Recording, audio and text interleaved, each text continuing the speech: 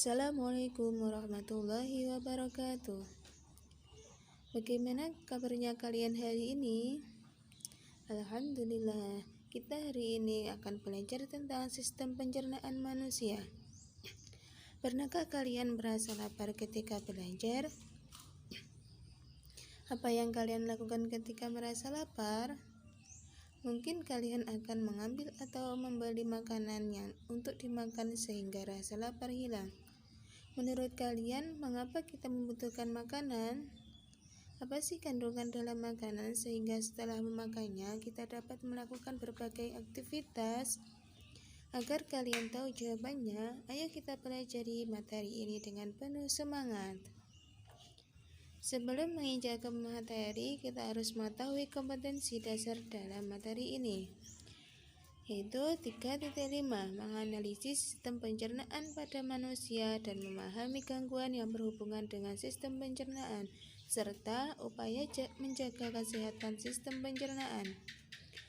4.5 yaitu menyajikan hasil penyelidikan tentang pencernaan mekanisme kimia. Makanan merupakan sumber energi utama bagi makhluk hidup.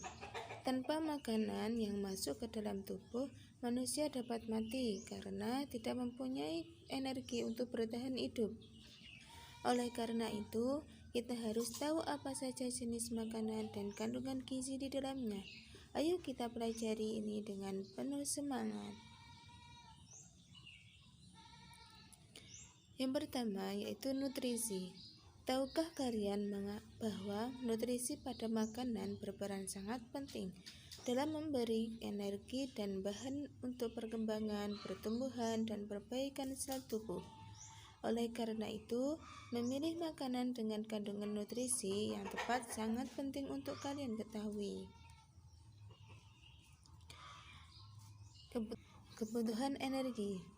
Untuk setiap kegiatan seperti berjalan, belajar, ke sekolah, dan membaca buku, itu memerlukan energi. Untuk mempertahankan suhu normal sekitar 37 derajat Celcius. Jumlah energi menggunakan kalori. Satu satuan kalori atau kal menunjukkan jumlah energi yang dibutuhkan untuk menaikkan suhu 1 gram air sebesar 1 derajat Celcius. 1 kilokalori atau KKL sama dengan 1000 kalori atau kal, sama dengan 4200 joule. Kalori yang dibutuhkan pada beberapa aktivitas seperti pada tabel berikut. Seperti aktivitas berjalan naik tangga, kalori yang dibutuhkan per jamnya adalah 1100 kilokalori. Berjalan membutuhkan 570 kilokalori. Berenang membutuhkan kalori 500 kilokalori. Latihan berat juga membutuhkan kalori yang sebesar 450 kilokalori. Berjalan-jalan membutuhkan 200 kilokalori. Beristirahat juga membutuhkan 100 kilokalori. Keseimbangan energi dapat terjadi ketika kalori yang masuk dalam tubuh sama dengan kalori yang dikeluarkan melalui metabolisme tubuh dan aktivitas otot. Jika kalori yang masuk dalam tubuh melebihi kalori yang dikeluarkan, akan terjadi keseimbangan energi positif, yang artinya jaringan tubuh akan menyimpan kelebihan energi. Jika kalori yang dikeluarkan tubuh lebih besar dibandingkan dengan kalori yang masuk dalam tubuh, sehingga terjadi keseimbangan negatif, yang artinya tubuh akan melakukan pembakaran simpanan nutrisi yang tersimpan dalam tubuh untuk memenuhi kebutuhan tubuh. Jenis nutrisi. Nutrisi atau gizi adalah zat yang dibutuhkan makhluk hidup sebagai sumber energi, mempertahankan kesehatan, pertumbuhan, dan untuk berlangsungnya fungsi normal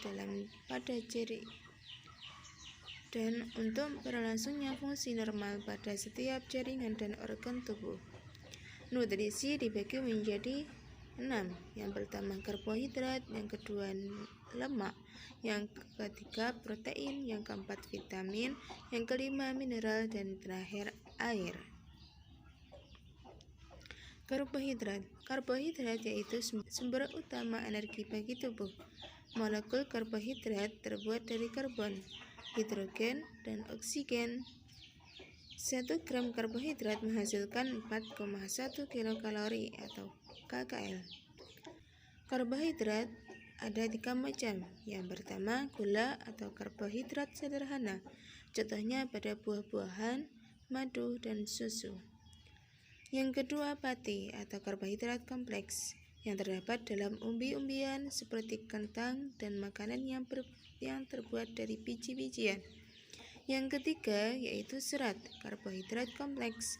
Contohnya selulosa ditemukan di dinding sel tumbuhan, roti gandum atau sereal, kacang-kacangan, sayuran, dan buah-buahan merupakan sumber serat yang baik. Serat tidak dapat dicerna oleh saluran pencernaan makanan manusia sehingga dikeluarkan sebagai feses.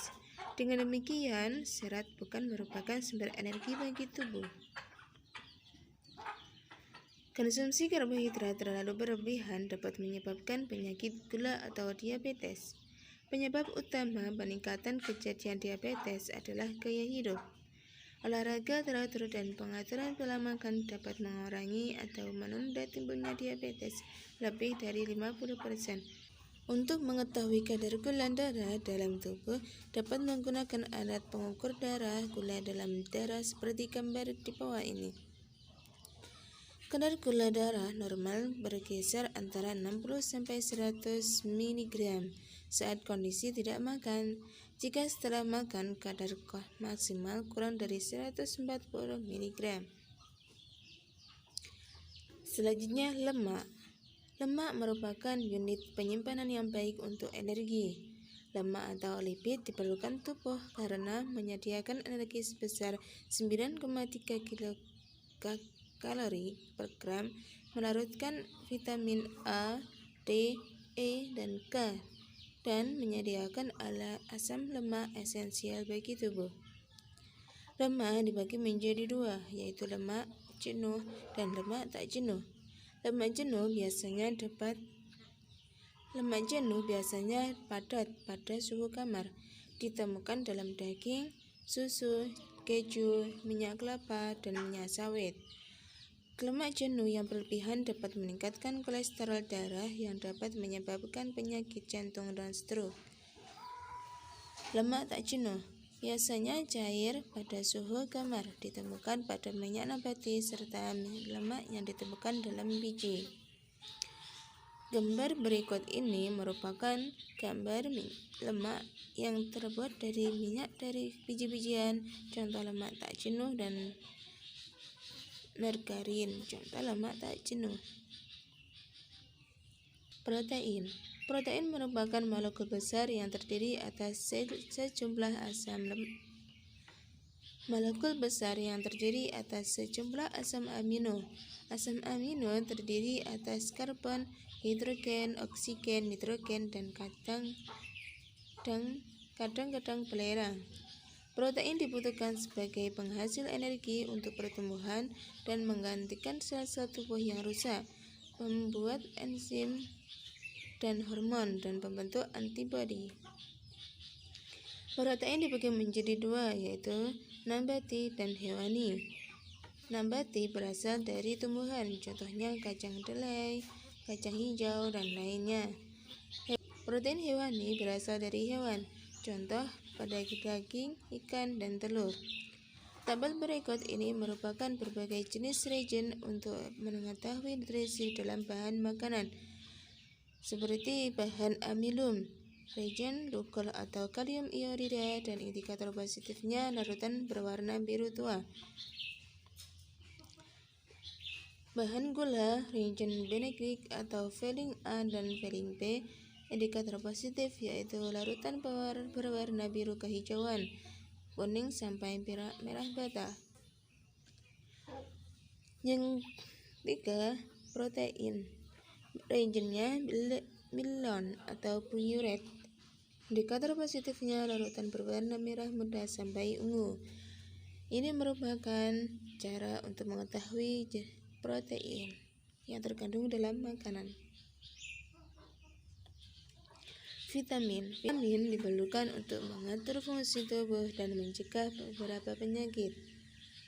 Vitamin yang larut dalam lemak atau vitamin A, D, E, dan K.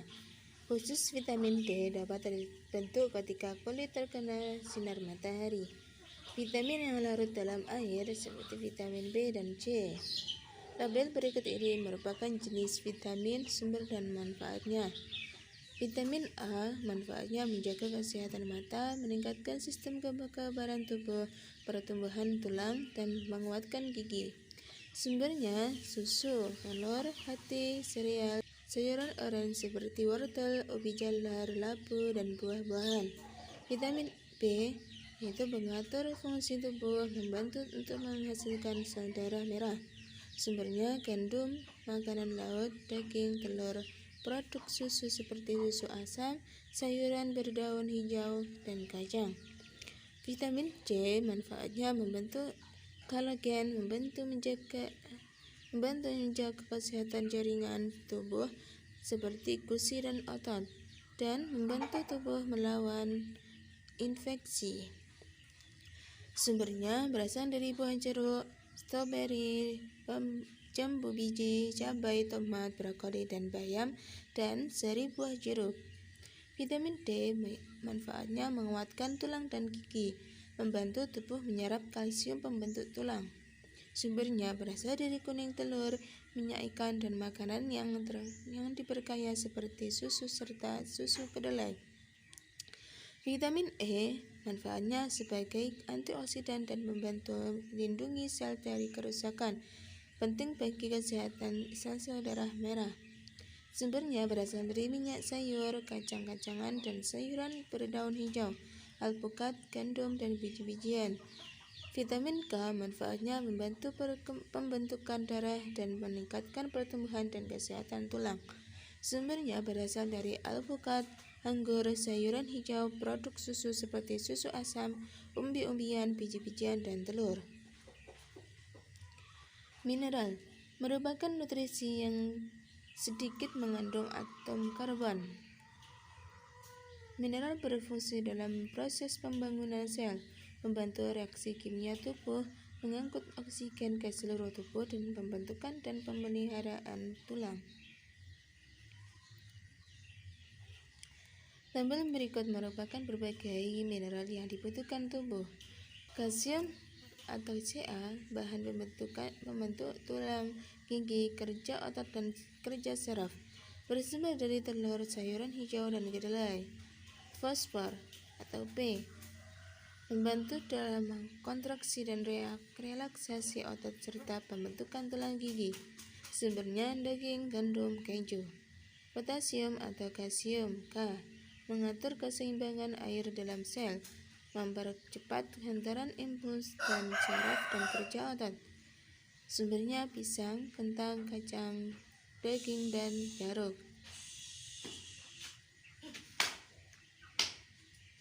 Sodium atau natrium atau Na, menjaga keseimbangan cairan dalam jaringan tubuh dan mempercepat hantaran impuls pada saraf. Sumber daging, susu, keju, garam, dan wortel. Besi atau Fe, bahan utama pembentukan hemoglobin pada sel darah merah, bersumber dari daging merah, kacang, bayam, dan telur. Iodium atau I, sebagai salah satu sumber hormon tiroksin dan merangsang metabolisme, bersumber dari ikan laut dan garam beriodium. Seng, menjaga kekebalan tubuh, kesehatan mata, menghambat virus, mengurangi risiko kanker, kesehatan organ vital laki-laki, dan mempercepat penyembuhan luka. Bersumber dari kacang-kacangan, biji-bijian, dan gandum. Air, sekitar 60-80% sel tubuh makhluk hidup terdiri atas air. Tubuh akan kehilangan air ketika bernafas, berkeringat, buang air besar, maupun buang air kecil. Kehilangan air tersebut harus diganti dengan minum air sebanyak 2 liter atau 8 gelas sehari. Minum air merupakan satu-satunya cara untuk memasak salsa dengan air, karena tanpa kita sadari makanan yang kita makan mengandung banyak air. Air dibutuhkan oleh tubuh sebagai pembentuk sel dan cairan tubuh, mengatur suhu tubuh, pelarut zat-zat gizi lainnya, dan membantu proses pencernaan makanan. Pelumas dan bantalan, media transportasi, dan media pengeluaran sisa metabolisme. Struktur dan fungsi sistem pencernaan makanan pada manusia. Makanan diproses dalam tubuh melalui 4 tahap, yaitu ingesti atau proses memasukkan makanan ke dalam mulut, digesti pencernaan, absorpsi penyerapan, dan defekasi pengeluaran. Pencernaan ada 2, yaitu pencernaan mekanis dan pencernaan kimiawi. Pencernaan mekanis terjadi ketika makanan dikunyah, dicampur, dan diremas. Contohnya ketika makanan dikunyah di dalam mulut. Pencernaan kimiawi terjadi reaksi kimia yang mengeluarkan molekul besar makanan menjadi molekul yang lebih kecil. Pencernaan kimiawi biasanya dibantu oleh enzim-enzim seperti enzim amilase pada mulut. Organ pencernaan utama. Sistem pencernaan manusia terdiri atas organ utama berupa saluran pencernaan dan organ aksesoris atau tambahan. Saluran pencernaan merupakan saluran yang dimulai dari mulut, kerongkongan, lambung, usus halus, usus besar, rektum, dan berakhir di anus. Lidah, gigi, kelenjar air ludah atau kelenjar saliva, hati, kantung empedu, dan pankreas merupakan organ aksesori yang membantu pencernaan mekanis dan kimiawi. Mulut. Di dalam mulut terdapat gigi, lidah, kelenjar air liur atau saliva. Air liur mengandung mukosa atau lendir, senyawa yang berfungsi sebagai antibakteri, dan enzim amilase atau dikenal dengan enzim phthalate. Enzim ini akan mencegah molekul amilum yang menjadi molekul maltosa. Di dalam mulut terjadi pencernaan makanan secara mekanis dan kimiawi. Kerongkongan atau esofagus. Setelah melalui rongga mulut, makanan yang terbentuk bolus akan masuk ke dalam tekak atau faring. Faring adalah saluran yang memanjang dari bagian belakang rongga mulut sampai dengan ke permukaan kerongkongan atau esofagus. Pada pangkal faring terdapat katup pernafasan yang disebut epiglotis.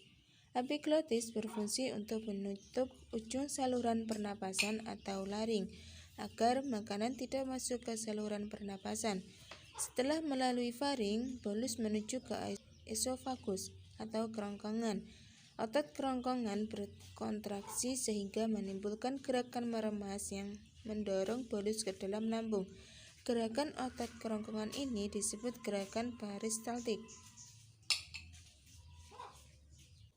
Lambung. Di dalam lambung terjadi pencernaan mekanis dan kimiawi. Secara mekanis, otot lambung berkontraksi mengaduk-aduk bolus. Secara kimiawi, bolus tercampur dengan getah lambung. Getah lambung mengandung asam klorida atau HCl, enzim pepsin, dan enzim renin. HCl berfungsi untuk menjadikan ruangan dalam lambung bersifat asam dengan pH 1-3 sehingga dapat membunuh kuman yang masuk bersama makanan. Enzim pepsin akan menghidrolisis atau memecah protein menjadi pepton atau campuran dari polipeptida dan asam amino. Enzim renin akan mengendapkan protein kasein yang terdapat dalam susu. Setelah melalui proses pencernaan selama 2-4 jam di dalam lambung, bolus menjadi bahan kekuningan yang disebut kimus atau bubur usus. Kimus akan masuk ke sedikit demi sedikit ke dalam usus 12 jari. Pengaturan ini dibantu dengan adanya sphincter atau otot-otot yang tersusun melingkar antara lambung dan usus 12 jari. Usus halus. Usus halus memiliki panjang sekitar 8,25 meter. Usus halus terdiri atas 3 bagian, yaitu usus 12 jari atau duodenum dengan panjang sekitar 0,25 meter. Usus tengah atau jejunum dengan panjang sekitar 7 meter. Dan usus penyerapan atau ileum dengan panjang sekitar 1 meter. Pencernaan usus halus terdapat pencernaan secara kimiawi saja. Pada duodenum terdapat saluran yang terhubung dengan kantung empedu dan pankreas. Getah pankreas mengandung enzim lipase, amilase, dan tripsin. Enzim lipase akan mencerna lemak menjadi asam lemak dan gliserol. Amilase akan mencerna amilum menjadi maltosa. Tripsin akan mencerna protein menjadi polipeptida. Getah empedu yang dihasilkan hati akan mengemulsikan lemak, yakni membuat lemak agar larut dalam air. Penyerapan makanan dilanjutkan di jejunum. Setelah melalui jejunum, membentuk yang siap diserap. Penyerapan zat-zat makanan terjadi di ileum. Glukosa, vitamin yang larut dalam air, asam amino dan mineral setelah diserap oleh foli, usus halus akan dibawa oleh darah menuju hati dan diedarkan ke seluruh tubuh. Glukosa dalam hati selanjutnya disimpan dalam bentuk glikogen. Asam lemak, gliserol, dan vitamin yang larut dalam lemak setelah diserap oleh foli usus halus akan dibawa oleh pembuluh getah bening menuju hati. Kemudian disimpan dalam jaringan lemak. Usus besar.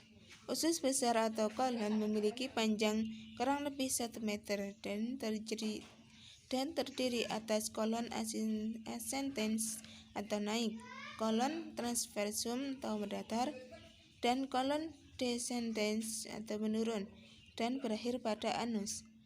Usus besar berfungsi mengatur kadar air pada sisa makanan. Di dalam usus besar terdapat banyak sekali bakteri Escherichia coli atau E. coli yang membantu membusukkan sisa-sisa makanan tersebut. Bakteri Escherichia coli mampu membentuk vitamin K dan B12. Organ pencernaan tambahan. Kelenjar pencernaan membantu mencerna makanan dengan menghasilkan enzim-enzim yang digunakan dalam pencernaan makanan secara kimiawi. Organ pencernaan meliputi hati, kantong empedu, dan pankreas. Hati merupakan kelenjar terbesar dalam tubuh, berada pada bagian rongga perut sebelah kanan di bawah diafragma. Hati berperan dalam proses detoksifikasi. Hati merupakan organ penyimpanan. Hati akan memindahkan zat besi atau Fe dan vitamin A, D, E, K, dan B12 dari darah dan menyimpannya. Hati juga berperan dalam menjaga keseimbangan kadar glukosa darah. Hati juga mengatur kadar kolesterol dalam darah. Kolesterol akan diubah menjadi asam kolik atau kolik acid yang berfungsi untuk mengemulsi lemak. Sel-sel hati akan mengeluarkan getah yang mengandung kolesterol, asam kolik, garam empedu, lecitin, bilirubin, dan elektrolit. Getah ini disebut dengan getah empedu. Kantong empedu.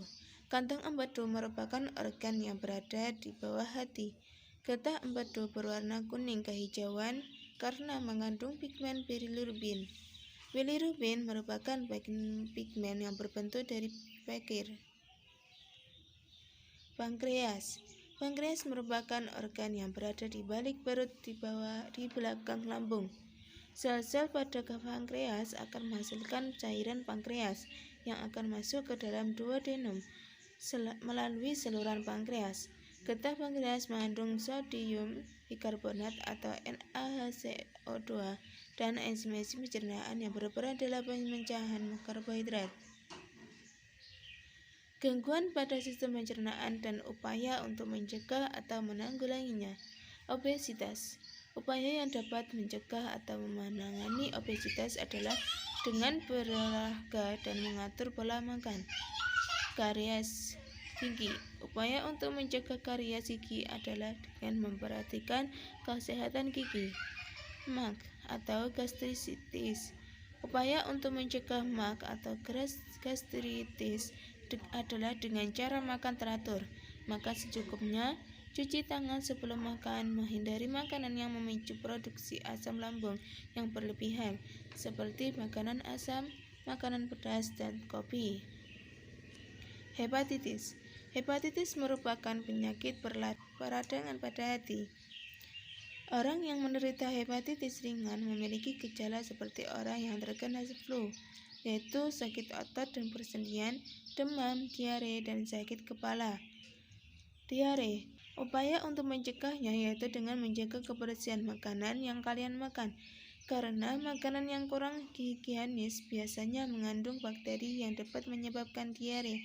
Cucilah tangan sebelum makan, minum air yang dimasak atau air kemasan higienis, dan jagalah kebersihan diri dan lingkungan. Konstipasi.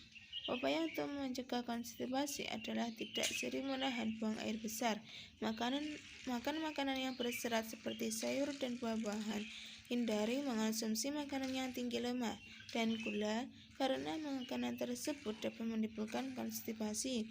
Minum cukup banyak air.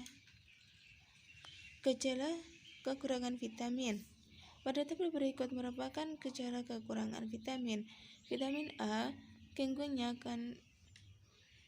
Vitamin A, penglihatan kabur, kerusakan hati dan tulang, rambut rontok.